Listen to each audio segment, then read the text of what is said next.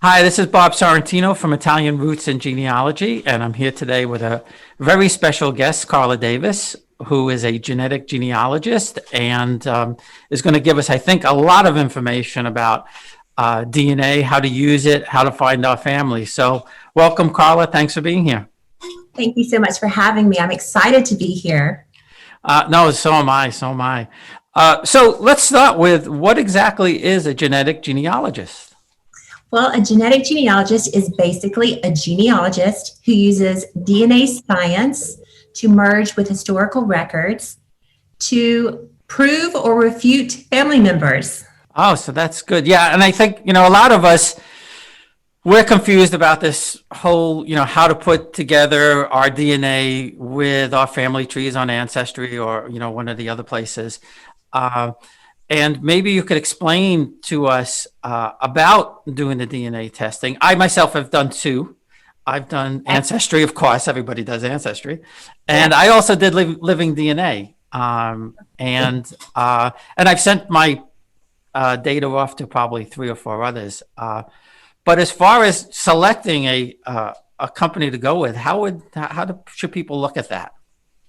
Well, if you're looking to test multiple branches of your family tree to identify those ancestors, you need to take an autosomal DNA test. Ancestry does autosomal, Family Tree DNA, MyHeritage. They're all autosomal DNA testing companies.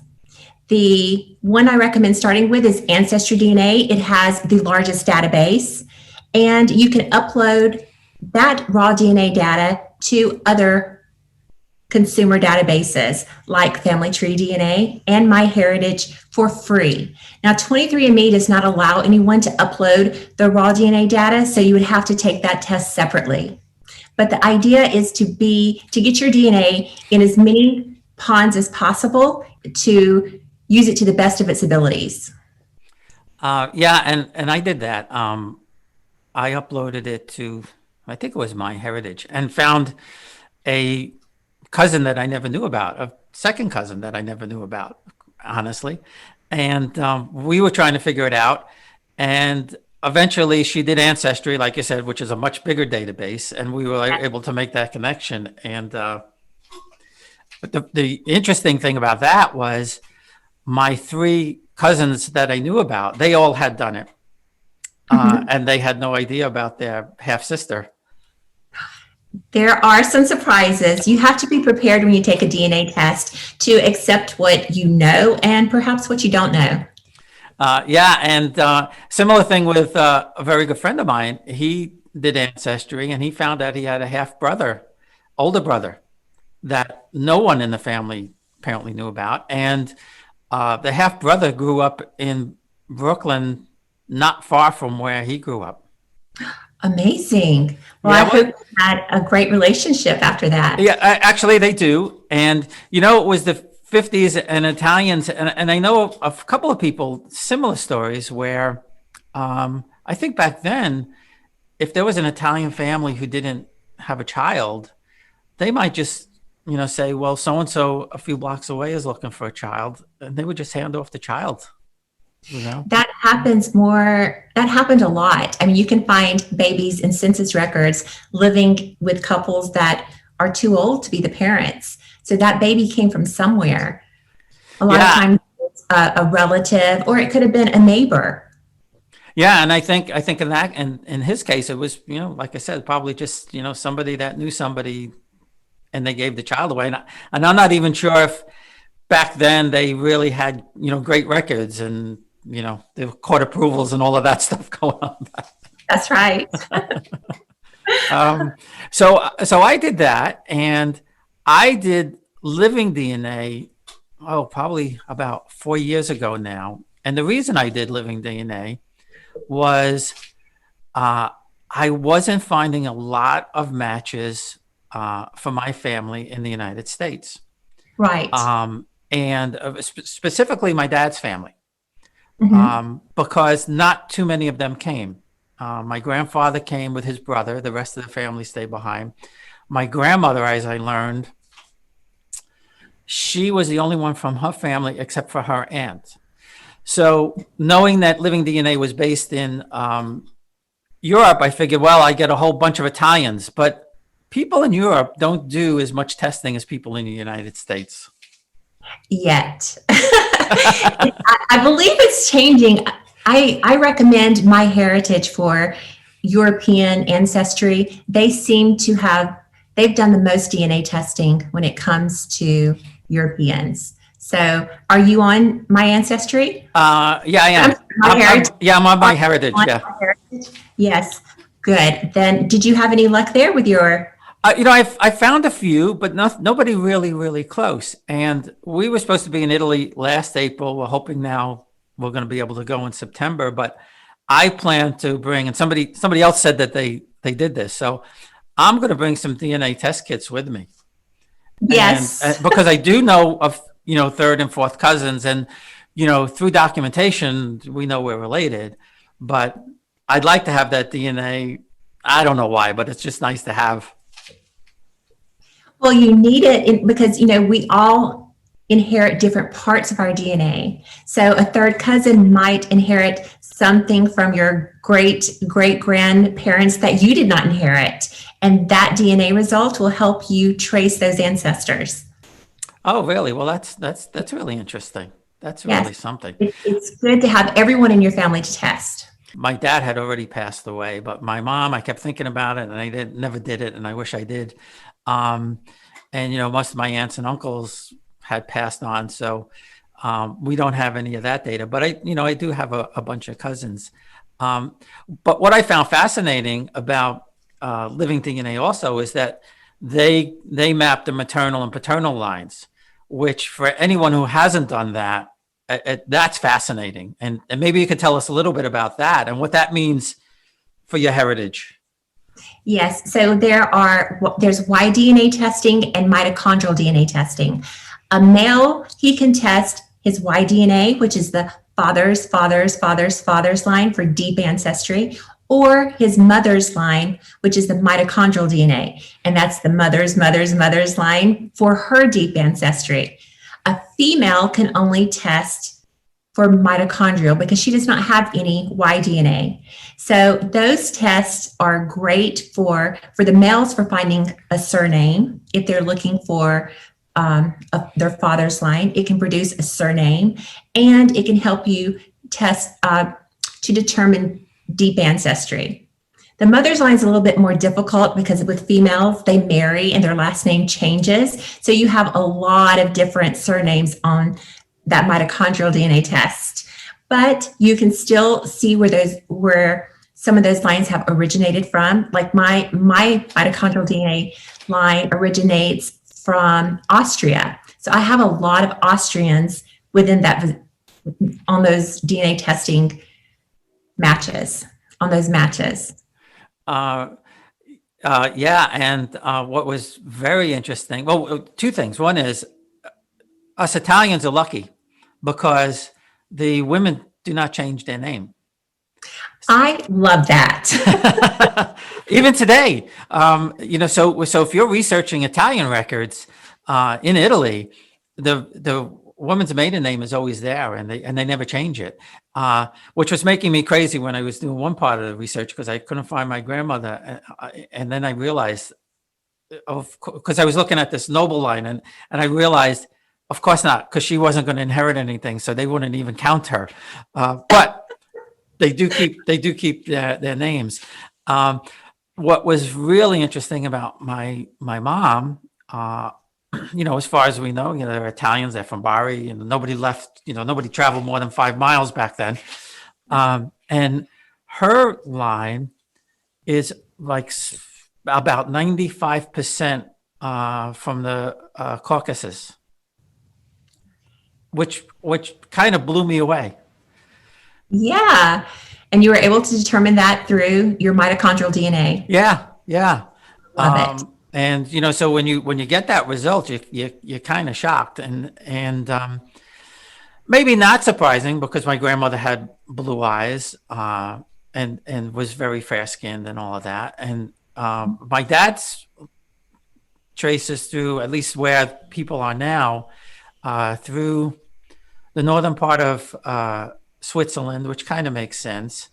and a small little section of Spain. So it's really interesting when you do that. And then I don't know if you're familiar with My True Ancestry, but I shipped my DNA off to there. And what's really neat about them is they match your DNA, and I think it's more directional than anything else, but they match your DNA to archaeological digs, which is really interesting. That's fascinating. Yeah, I did so not know that. yeah, so if you haven't done that, check it out. My Ancestry, My True Ancestry, My True Ancestry. My True Ancestry. Yeah. Thank you. I definitely will. And it's like I said, I think it's more, you're going back thousands of 10,000 years. I think it's more directional than anything else, but they have some way of doing that kind of stuff. So now, you do your tree on Ancestry, you get your DNA. How do you put those two things together to help you find more ancestors? So what you need to do with every match, you need to look at your shared match list. When you look at your shared match list, you will find common ancestors among those matches that you can plug into your tree. And if they do not have a family tree, you need to build that tree out for them to find where they connect.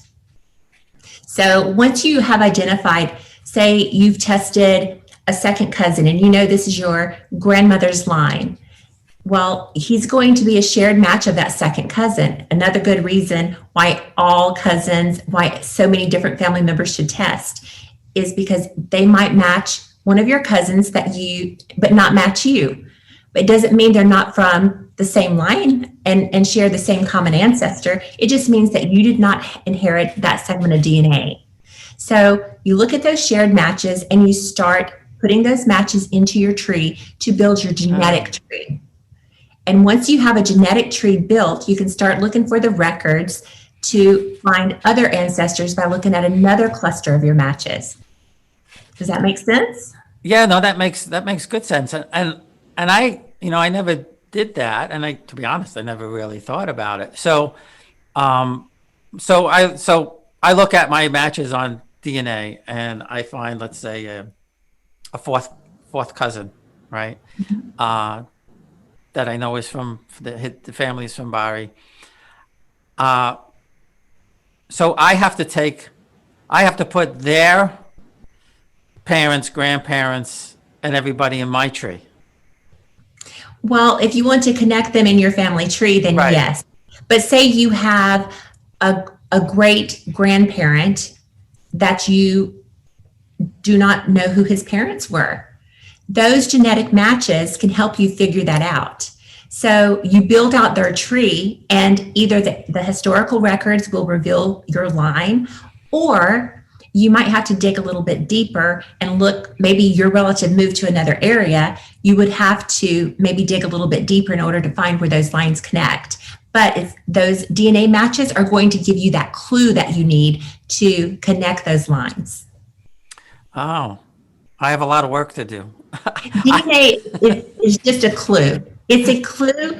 You can't do anything with it on its own. You have to match it with the historical records in order for it to work for you.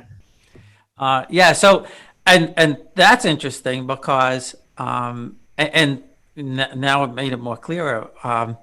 For example, as you know, as we talked, my children are adopted, and when we did the DNA, I found out that my son is a fifth cousin of my wife's cousin. Wow. So now, but not of my wife. So to your point, it's very possible that they have the same relationship. Only that segment of DNA doesn't appear with my wife. Exactly, because autosomal DNA will disappear over time. It's great for tracing up to 6 generations, but over time, that autosomal DNA is going to disappear. So that's why if you're looking to search 4, 5, 6 generations, definitely use autosomal DNA testing and get the oldest person in your family to test, because that every generation has valuable DNA that it's not going to hand down to the next generation. Right. Okay. That makes a lot of sense. And also, my friend that I spoke about before found his half brother. He called me one day, and right after he did the testing, and he said, "Hey, there's an MR in your tree." He said, "That's, I don't think that's you." He said, "But who is that?" And I said, "That's my wife." So he's a fifth cousin of my wife through Sicily, and my son is a cousin through Puerto Rico. Oh, amazing. That's a great story. So weird things happen. Like you said, you got to be prepared for some of this stuff. Yes, you do. And yeah, and eventually, so what happened is like I said, my daughter wanted to. She was 16. She wanted to find out who her birth parents were, and we told her, Florida state law, you can't do that. You have to wait till you're 18. Well, her birthday's January 1st, January 2nd. I'm 18. And in Florida, you can register. The parents can register and the children can register. Well, her birth parents hadn't registered. So we got a private investigator to help with the search. And I don't think it was that hard. I mean, he found them pretty quick. So they made the connection, and her birth mom, since she's done the DNA test and a couple others. So I have a pretty good clue on her. My son was never really that interested. I mean, we would ask him, Nicole, do you want to? And he's, no, and I think it was, I don't know, probably April or so of last year, his sister did the DNA and contacted me. Okay. So and not know about. Yeah, and so then I said to him, okay, well, we have a match on the DNA. Do you want to meet your birth family? And yeah, he said, yeah. So with him, it was kind of like, and maybe that's just guys, he had time had to be right, or somebody had to find him to do the match. But he's since met his birth. He met his birth father.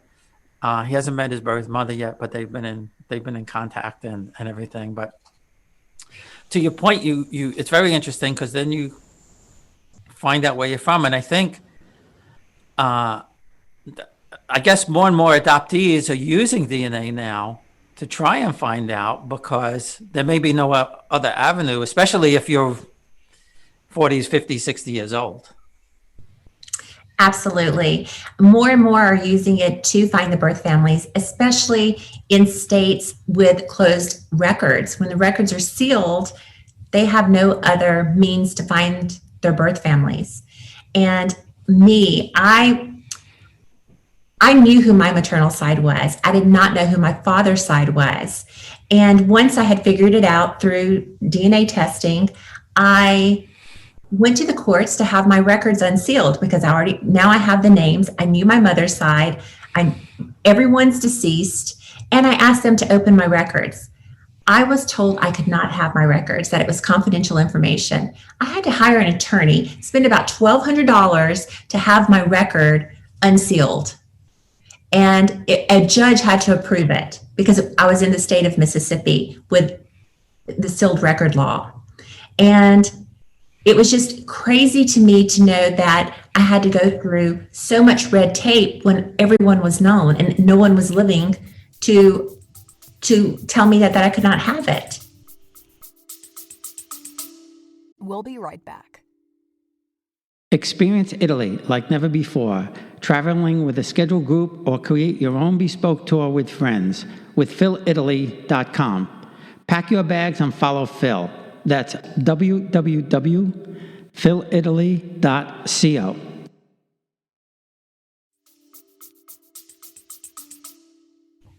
Wow, that's just crazy. I mean, in this day and age, I mean, especially like you said, and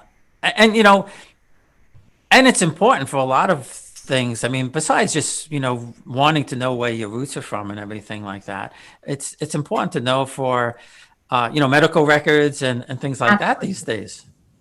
Medical was the main reason. I mean, of course, I wanted to know who he was. Sadly, he had passed away.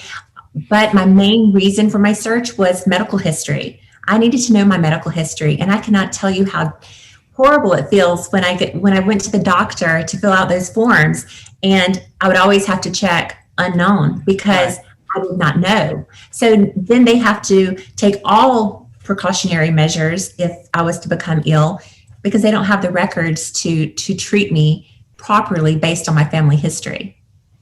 I may have to. Yeah. Yes. Yeah, no. So yeah, and I hadn't even thought of that. I thought about that before, and the interesting thing about Nicole with her birth family, they're from the South, like you are, mostly from South Carolina, and she traces back to Daniel Boone. Captain Morgan, the pirate. Oh my goodness. She's also a dispenser, Princess Di's family. Yes. And one of the funniest ones that I found, because, two things. One is that her, I don't know if it was a grandmother or a great-great-grandmother, it was Italian, but going all the way back to King Henry VIII, I found out that she is a granddaughter of one of the Bassano brothers, who were from Florence, who went to England as court musicians, and they played at the court of Henry VIII and stayed there. So she's got this Italian going all the way back to there, who stayed in England, and then you have this whole line of English, which is where her birth father descends from. So it just gets crazy for us obsessed people. It's fun, but yes, she was amazed at all those discoveries. Yeah, no, absolutely. As was I. I mean, and I think, and I know we've talked a little bit about it, is, you get these roadblocks where you're kind of stuck. And I always tell people, don't give up, but sometimes you need to walk away for a little while. Yes. And come back, and you may find the most interesting thing by accident sometimes, or, I think it's karma sometimes. But how do you use, DNA to tear down these brick walls or to find something that you're kind of stumped? Okay, so I'll tell you the story about my great-grandfather. There were rumors in our family that he had changed his name. Part of the family said he had changed his last name. Others said, no, he had changed his entire name. So I said, you know what? I bet I can figure this out using the same methodologies I used to find my birth father. So I started thinking, okay, so if I'm looking for my great-great-grandparents, I need to look at my third cousin matches and fourth cousin matches. So I looked at those matches, looked at our shared matches that we had in common, and started building out those trees and putting those people in my genetic tree. And then I found census records for all of those children of the line that they were descending from. And there was one person who fit who he could be. And his full name, was not the name of my great-grandfather. I contacted several third cousin matches, and I said, listen, this is what the rumors are in my family. Do you happen to know any stories about this one particular person that is in the family tree that most people on Ancestry have marked as deceased?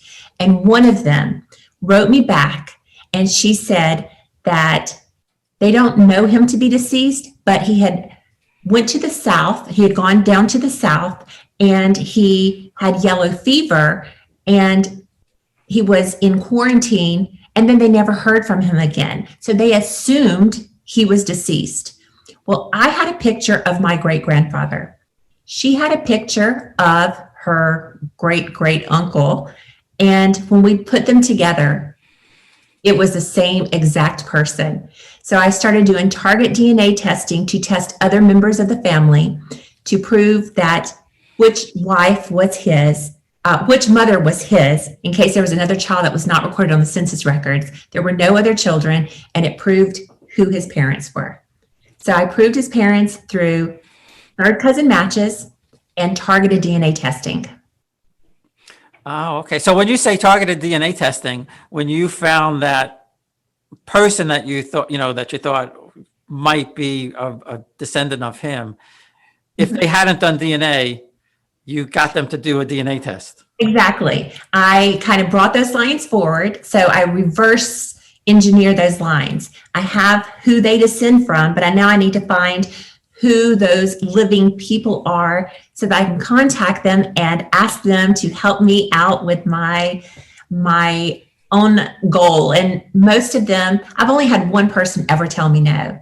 It was just because she was not comfortable with the whole DNA scene, and she was older, and she was like, I'm just not comfortable. I'm sorry, I can't help you. But that was the only person that has ever told me no.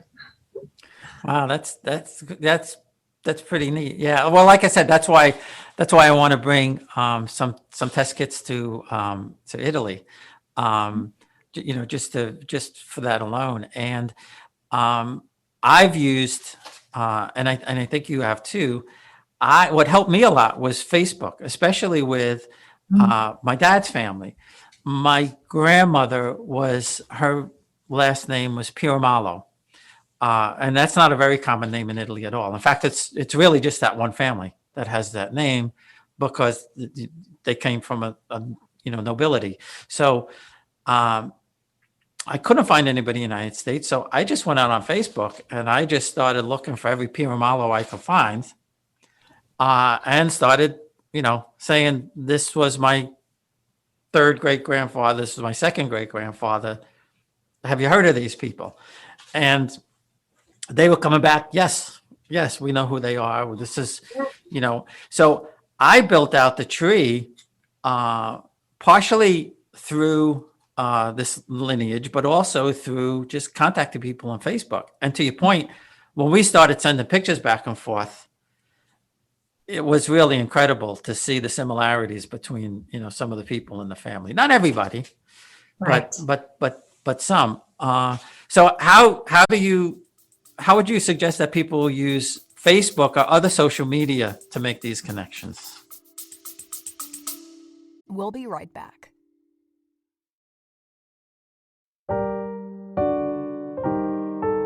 Lafayette, we are here.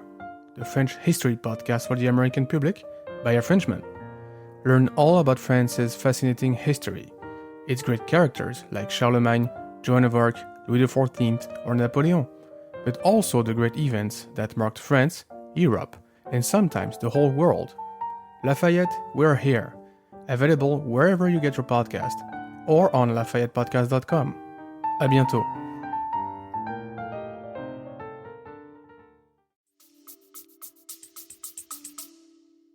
Well, I use Facebook all the time to do research. A lot of people, they'll post pictures of, family members that we might share in common, or maybe I'm working a case and I find people on Facebook and that they connect to these other people who are DNA matches, but I couldn't connect the two people together because neither one had trees. So it's incredible how much information you can find on Facebook.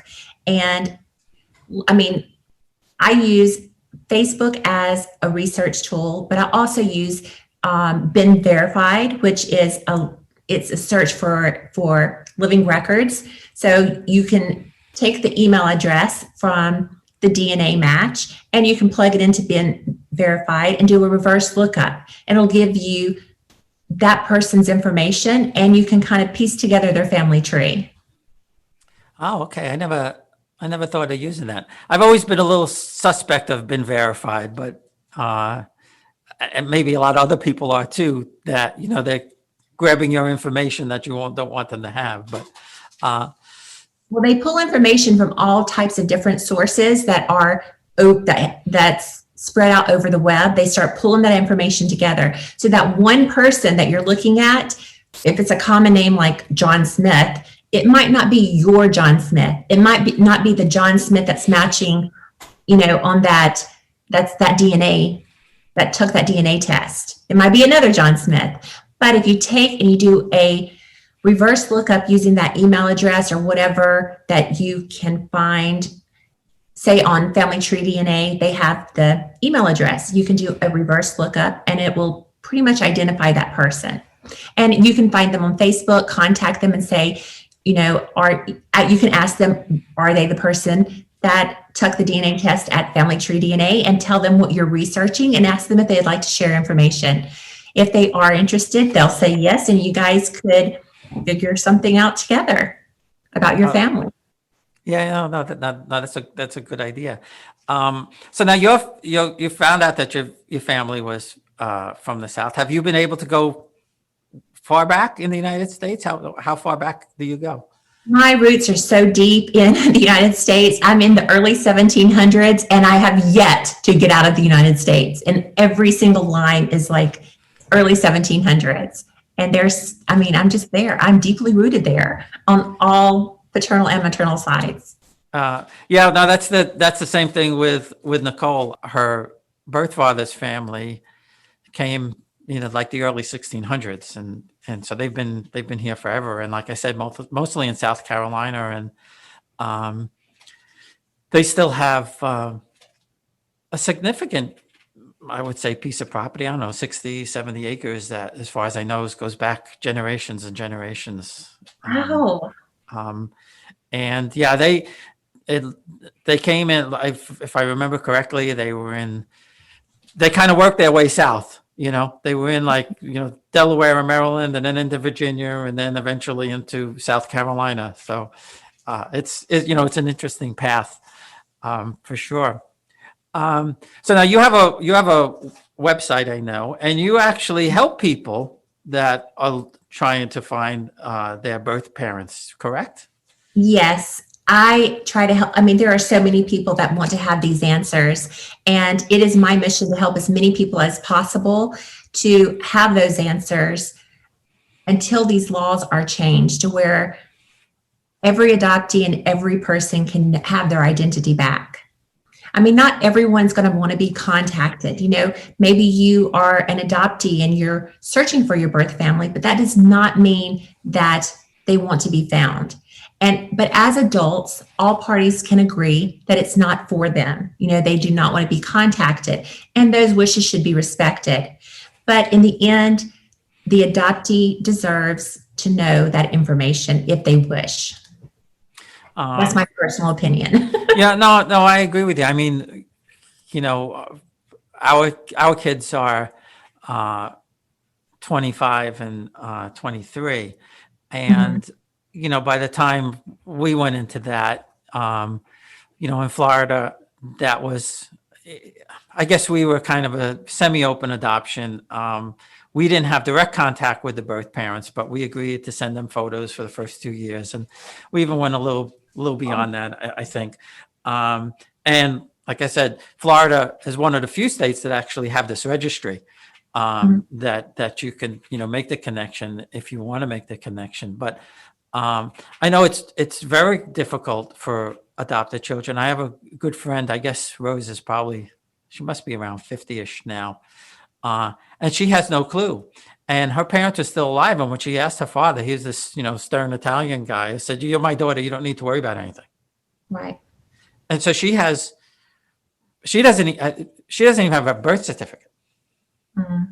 And I said, "How'd you get a license?" And she goes, "I can't even tell you what I had to go through to get that." And, I think for the, children that are adopted, within the last 20, 25 years, it's not as difficult as somebody who's, maybe in their 40s or 50s that, like I said, want to find out for medical reasons or other reasons. So if somebody hears this and does want to contact you on how to do this, how would they go about doing that? They can go to my website, dnadavis.com, go to the contact tab and send me a message, and I'll answer every email that I receive. Well, that's just great. And, we'll be sure to get the word out there to people that are stumped on trying to find their birth parents, because I think it's very, very important. I mean, we had told our children from the very beginning, ever since they could understand, that they were adopted. And, we did it for a couple of reasons, mainly because, we felt it was their right to know, but also, we didn't want them someday to be just surprised that somebody's, well-meaning or not well-meaning slips and it comes out, and then, they're confused when they're, 15, 16, 17 years old. Well, I love that you did that for your children. I have mad respect for that. There's not the stigma attached to whether you're the adoptive parent or the child that there once was. You go back to the Italian, where they call it the wheel. The churches had a little door with a rotating wheel in it, and you would put the baby in there and turn the wheel and walk away. A lot of times they were poor, they had too many children, whatever. They would leave the baby in the church or in a convent. The crazy thing about it is, a lot of times they would leave this is sad in a way. They would leave something on the baby, like a ribbon or a medal or something, that years later they could go back and say, I left the baby with this. And the church would make a record of that. And that was the only way you could trace somebody. Yeah. So, it's Fascinating story. and I had never known this, until I was researching Italians in the army prior to World War I. So whether it was the Revolution or Custer's Last Stand, and I found there were 7 Italians at Custer's Last Stand. The only person who survived Custer's Last Stand was John Martin. His real name was Giovanni Martino, and he survived only because they sent him back to tell somebody else what was going on. And he was one of these babies that was left in the wheel and then eventually came to America. Wow. Isn't that a crazy story? That is crazy. I love that story, though. So you a descendant of his? No, I was just doing research on just doing backup Italian research for something, and then I came across him, and then I went more into detail. And when you watch the movies with John Wayne, you don't see the Italians in the army and fighting the Indians. So it was a fascinating story, and he was the only survivor, only because he wasn't there. Basically, they sent him back to tell somebody else what was going on. Wow, great story. Thank you for sharing that. I'll send you the link to it so you could read it. Well, this has been absolutely fascinating. I'm sure we got a lot of good hints and clues for people, whether they want to understand what DNA is all about, how to put that DNA together with their online family tree, or for someone who's adopted and is lost about how to go about finding their birth family. Thank you.